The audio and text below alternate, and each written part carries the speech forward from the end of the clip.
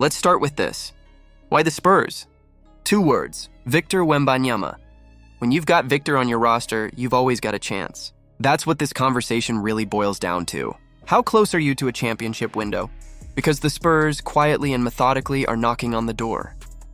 You combine the best defender in basketball, a lightning-fast all-star point guard, the reigning Rookie of the Year, and a brand new number 2 pick in the draft. And suddenly you're staring at a team that's not just rebuilding, but reloading. San Antonio is about to remind the NBA why the league once feared the silver and black, and the rest of the Western Conference had better be ready. Last season, the Spurs finished 13th in the West and missed the playoffs for the 6th straight year. That stat alone makes it sound like a lost campaign, but the truth is buried beneath the record. This was not the same Spurs team that slogged through back-to-back 22-win seasons. San Antonio leapt to 34 wins, their best mark in 6 years. And when you look closer, the numbers show progress. An offensive rating of 113.5 ranked 19th. A defensive rating of 116.3 put them at 25th. Net rating of -2.8, good for 22nd overall. Not elite by any means, but a noticeable step forward. And the real story? When Wembanyama was on the floor, San Antonio went 21-25. Without him, just 13-23. That tells you everything you need to know. This team was a heartbeat away from playing 500 basketball with their alien on the court. Factor in the loss of De'Aaron Fox late in the season and the absence of Greg Popovich after his medical emergency, and you realize San Antonio had every excuse to collapse. Instead, they kept fighting and still produced their most improved season in years. Now Popovich is gone. The last living remnant of the Spurs dynasty has stepped down after 29 legendary years. But what's rising in San Antonio doesn't look like the end of something. It looks like the beginning of something dangerous. The Spurs are building a core that could dominate the next decade, and it all starts with Victor Wembanyama. 2 seasons into his career, Victor is no longer a project. He's a problem. A 7'4" skyscraper with guard skills and instincts that feel otherworldly. Before his season was cut short by a blood clot in his shoulder, he was putting up absurd numbers. 24.3 points, 11 rebounds, nearly 4 assists, over a steal, and almost 4 blocks per game. Not just Rookie of the Year production. This was Defensive Player of the Year caliber play.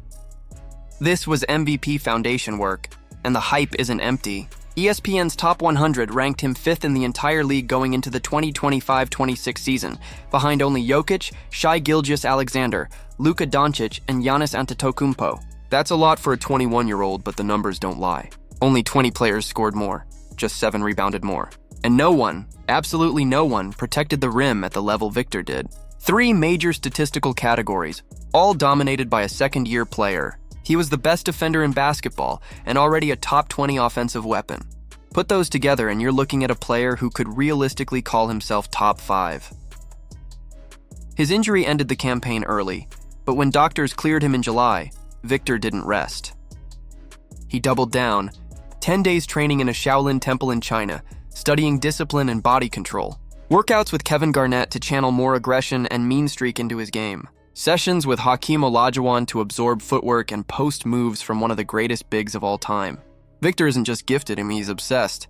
And that's terrifying. The 3rd-year leap is real. Look at Michael Jordan after his broken foot. He came back averaging 37 points a game. Look at LeBron James, who jumped to 31-7-7 in year 3 and finished 2nd in MVP voting. These generational stars flipped the switch around this point in their careers. Wembanyama has every sign he's next in line. But here's what makes his situation even scarier. Neither LeBron nor Jordan had the kind of co-star Victor has now. De'Aaron Fox is a perfect running mate. One of the fastest guards in the league, elite in the pick and roll, a clutch scorer, and a disruptive defender. Even though injuries limited his time with the Spurs to just 17 games last season, his production spoke volumes. Nearly 20 points, almost 7 assists, and relentless pace. Fox's history in Sacramento with Domantas Sabonis already proved his ability to thrive in the 2-man game. In 2023, he ranked 6th in the league in points per pick-and-roll possession. Now replace Sabonis with a 7'4" alien who can roll, pop, or finish lobs that look impossible. That's not just an upgrade. That's a cheat code. Their limited minutes together last season didn't show the full picture, but now, with both healthy, the pick-and-roll between Fox and Wemby could become one of the deadliest plays in basketball. And it's not just those two. The Spurs have built the deepest supporting cast Victor has had yet. Rookie of the Year Stephon Castle showed poise and production right out of the gate. Dylan Harper, the number 2 pick in the draft, is a do-it-all guard who can fit alongside stars or run the show when needed. Jeremy Sochan continues to be the team's versatile defensive enforcer.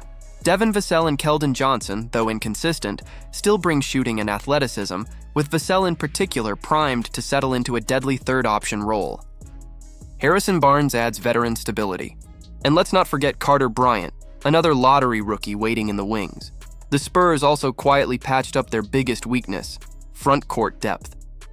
Last season, when Victor sat, the drop-off was massive. Enter Luke Kornet, a 7'2" rim protector with championship experience, and Kelly Olynyk, a stretch big who brings IQ and versatility.